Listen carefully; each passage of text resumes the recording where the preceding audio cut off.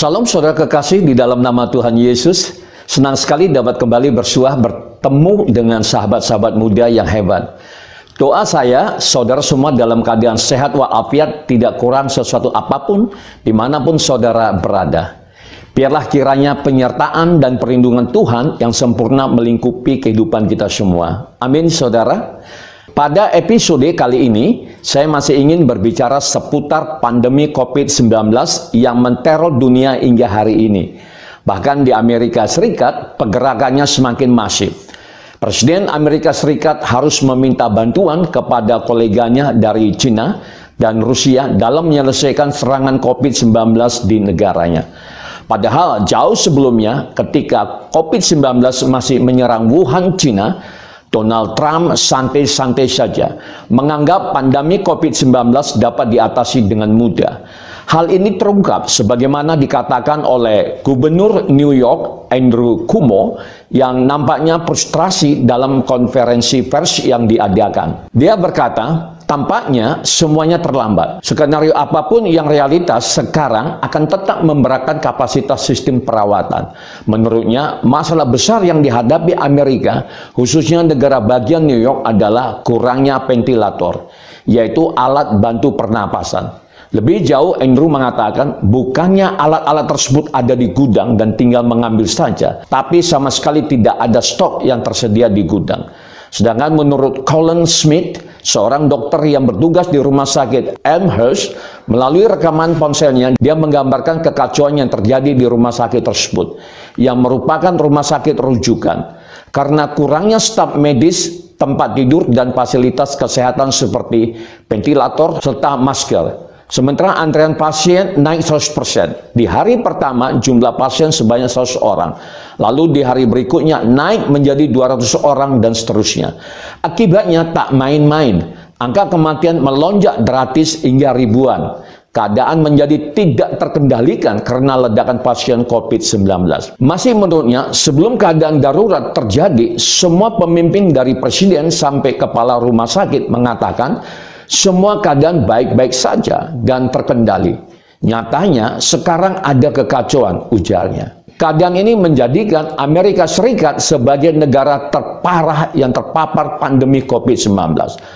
Angka penderitanya melebihi negara manapun di dunia termasuk di China dan Italia. Saudara, apa yang terjadi di Amerika Serikat, kita berharap para pemimpin di Indonesia, khususnya presiden dan jajarannya yang terkait dari tingkat pusat sampai daerah di seluruh wilayah Indonesia, benar-benar dapat belajar dari pengalaman Amerika Serikat. Siapa yang menyangka negara semaju Amerika sempoyongan dihajar COVID-19? Bagaimana Indonesia? Benarkah daerah-daerah di Indonesia sudah siap menghadapi serangan mendadak yang dilakukan virus COVID-19 kaitannya dengan musim mudik lebaran tahun ini, di mana pergerakan manusia khususnya dari Jakarta ke daerah-daerah akan terjadi? Namun dalam pertemuan kita kali ini, saya mengajak sahabat-sahabat muda sekalian untuk berperang menggempur habis musuh kita bersama ini. Satu hal yang harus kita pahami bahwa ini merupakan peperangan rohani, spiritual warfare. Jelas lawan kita bukan sesama manusia, sebagaimana ditulis dalam Efesus 6 ayat 12. Mereka juga mempunyai pemerintahan yang tersusun rapi dari level yang paling tinggi sampai level yang paling rendah. Jumlah kekuatan mereka sepertiga dari seluruh malaikat yang ada. Pemimpin mereka penunggang kuda hijau kuning yang bernama Iblis atau Satan yang menyesatkan seluruh dunia. Senjata yang mereka gunakan bernama COVID-19. Tidak heran negara sekuat China, Amerika, Italia, dan negara-negara yang ada di muka bumi ini gemetar. Tidak mampu menghadapi mereka dengan cara-cara duniawi. Mengapa? Karena COVID-19 tidak mempan dibom dengan persenjataan yang paling mutakhir, termasuk senjata nuklir sama sekali. Lalu pertanyaannya, bagaimana cara kita bertempur melawan penunggang kuda hijau kuning bersama pasukannya yang menggunakan COVID-19 sebagai senjata pemungkas mereka untuk menghancurkan umat manusia di muka bumi ini? Saudara, sebagai orang percaya, kita harus belajar cara atau strategi dari pakarnya yang bernama Rasul Paulus. Sebagaimana ditulis dalam 2 Korintus 10 ayat 3 dan 4. Ayat 3, di sana dikatakan, memang kami masih hidup di dunia, tetapi kami tidak berjuang secara duniawi. Ayat 4, karena senjata kami dalam perjuangan bukanlah senjata duniawi, melainkan senjata yang diperlengkapi dengan kuasa Allah yang sanggup meruntuhkan benteng-benteng.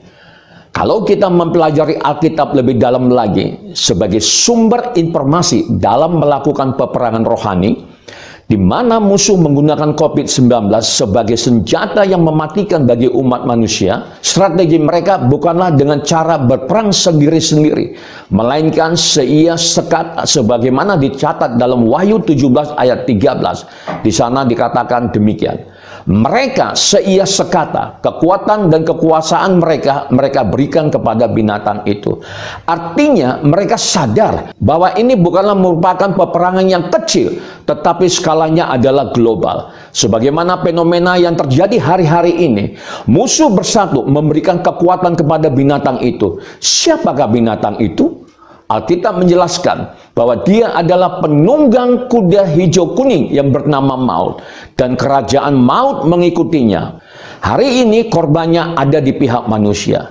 Secara global, jumlah angka yang terinfeksi COVID-19 sebanyak 1.347.803. Spanyol, Italia, dan Jerman tercatat sebagai negara dengan kasus terbesar setelah Amerika Serikat. Dalam data peta coronavirus COVID-19, Global Cases by John Hopkins, CSSI, yang dikutip Selasa 7 April 2020.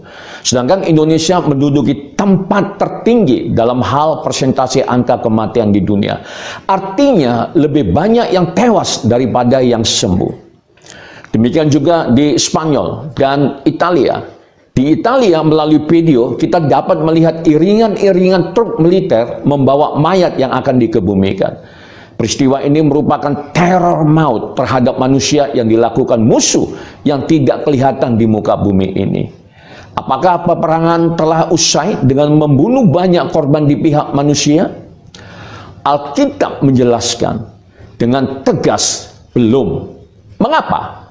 Saya katakan ini baru awal, baru mulai, terkecuali apa? Terkecuali kita, seluruh umat manusia yang ada di muka bumi ini bersatu. Seia sekata dalam mengumpul musuh kita bersama. Menurut iman kepercayaan kita masing-masing, baik umat Nasrani, Islam, Hindu, Buddha, maupun agama-agama lain yang ada di muka bumi ini. Mari kita membagikan cinta kasih dan memberikan perhatian terhadap para korban COVID-19. Jangan ada lagi penolakan-penolakan pemakaman korban COVID-19 di tengah masyarakat. Musuh bersama kita jelas, yaitu penunggang kuda hijau kuning yang bernama Maut, yang menguasai dunia ini. Mereka menginginkan agar manusia saling berselisih, ribut, dan berantem agar mereka dapat mengambil keuntungan dari keadaan ini. Sasaran mereka adalah hidup saudara, nyawa saudara, saudara dan keluarga saudara. Oleh karenanya, kita harus bersatu menghentikan gerak maju mereka. Kembali saya katakan, dengan cara bersatu, dengan cara ini kita dapat memenangkan peperangan ini. Lupakan latar belakang ras, suku, agama, dan politik. Mari kita kibarkan panji-panji kesatuan, yaitu Indonesia dalam melawan COVID-19.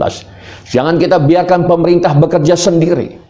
Jangan kita biarkan para medis yang berada di gugus depan bertempur sendiri. Kita sebagai warga negara yang baik mempunyai kewajiban dalam hal bela negara. Dalam konteks ini melawan COVID-19. Mari kita mulai dari hal-hal yang kecil.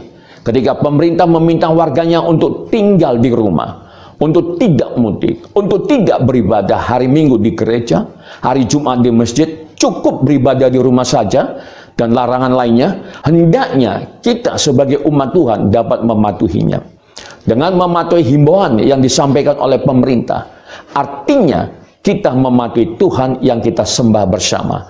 Bukankah Tuhan yang menetapkan seluruh pemerintah yang ada di muka bumi ini, saudara? Amin. Saudara, dari informasi yang diberikan oleh pemerintah tentang daerah atau provinsi yang terpapar COVID-19 hampir merata di Indonesia. Apa artinya ini? Artinya maut sudah tiba di gerbang wilayah kita masing-masing. Dia seperti singa yang mengaum-ngaum dan mencari orang yang dapat ditelannya.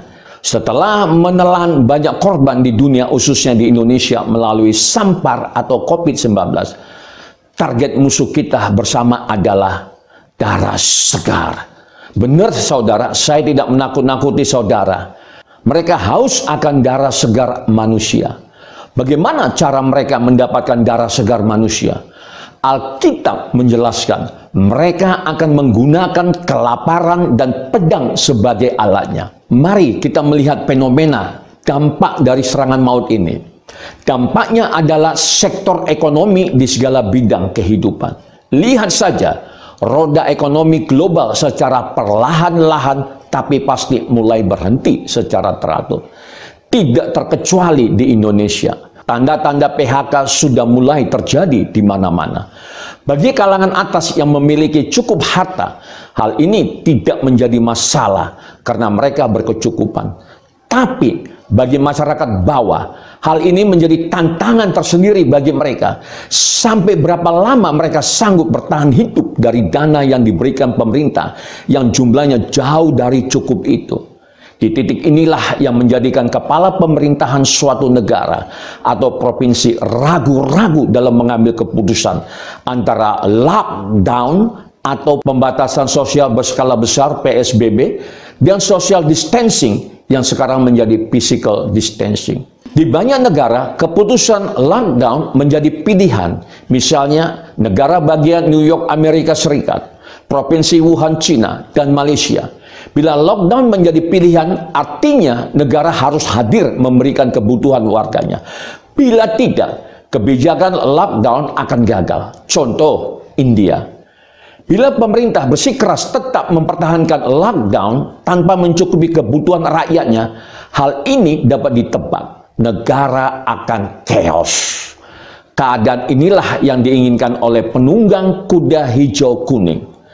Karena pedang akan saling membunuh dan darah segar akan bertumpahan. Bila itu terjadi, kemenangan ada di pihak musuh, yaitu iblis dan kerajaan mautnya.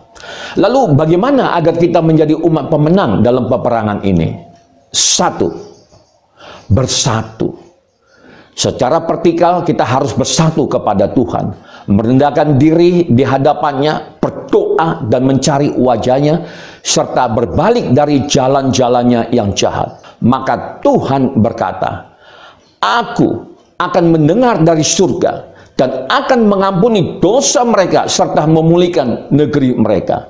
2 Tawarik 7 ayat 14. Ingat, peperangan ini bukan milik saudara dan juga bukan milik saya. Peperangan ini adalah miliknya Tuhan. Biarkan Tuhan yang melakukan bagiannya. Lalu apa bagian kita dalam peperangan ini? Bersatu. Ya, bersatu secara vertikal dan horizontal.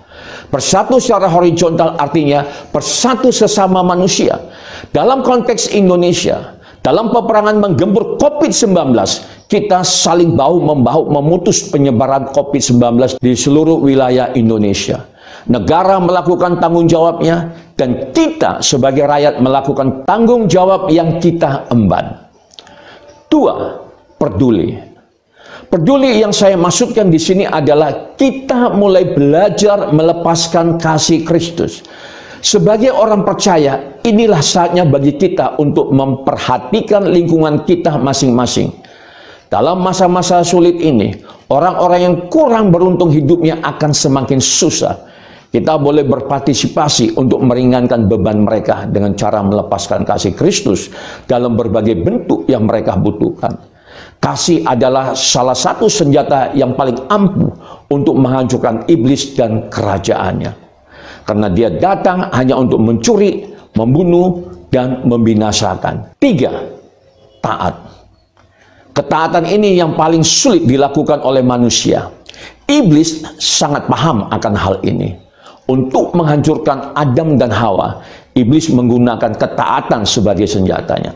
Alkitab mencatat kejatuhan manusia dalam dosa disebabkan ketidaktaatan manusia kepada Tuhan. Dalam perang melawan COVID-19 ini, iblis akan menggunakan pola-pola yang sama, yaitu berusaha sekuat tenaga untuk mempengaruhi siapa saja agar tidak taat kepada Tuhan dan aturan-aturan yang telah ditetapkan oleh negara, dalam hal ini pemerintah. Saudara, key point yang perlu kita perhatikan dalam peperangan ini adalah: pertama, bersatu. Kedua, peduli dengan sesama. Ketiga, taat. Saudara kasih dalam nama Tuhan Yesus, sebelum saya mengakhiri pesan singkat ini, mari kita satukan hati kita, kita berdoa. Tak henti-hentinya kami mengucap syukur ya Allah, karena kebaikan-kebaikan yang Kau limpahkan atas kami. Kami mengucap syukur hingga hari ini Tuhan masih memberikan napas kehidupan bagi kami. Kesehatan yang prima, tuntunan, penyertaan, kekuatan, pengurapan, bahkan berkat-berkat Tuhan yang Tuhan curahkan bagi kami. Kami berdoa bagi bangsa kami, bagi negara kami, bagi para pemimpin negeri kami ya Tuhan. Bahkan bagi kota kami, lindungilah Indonesia. Bila kiranya hikmat, marifat, pengertian, pewahyuan tercurah atas seluruh pemimpin bangsa kami. Mereka dimampukan untuk mengatasi COVID-19 ini, sehingga COVID-19 ini dapat dihentikan di dalam nama Tuhan Yesus. Terima kasih Bapak. Kami berdoa untuk para penderita, untuk teman-teman kami, saudara-saudara kami yang ada di rumah sakit ataupun mereka yang ada dimanapun ya Allah. Bila kiranya Tuhan yang memberikan kekuatan mereka, kesembuhan mereka, dan Tuhan jugalah yang menggunakan para medis sehingga mereka segera sembuh di dalam nama Tuhan Yesus. Dan secara khusus kami berdoa untuk para medis yang ada di gugus depan. Tuhan lindungi mereka, berikan mereka kekuatan sehingga mereka aman di dalam perlindungan Tuhan, di dalam nama Tuhan Yesus. Haleluya. Kami juga berdoa bagi para viewer kami ya Allah, dimanapun mereka berada, biarlah perlindungan yang sempurna daripada Allah turun atas setiap mereka. Di dalam nama Tuhan Yesus kami telah berdoa dan mengucap syukur. Haleluya. Amin. Shalom saudara. Tuhan Yesus memberkati.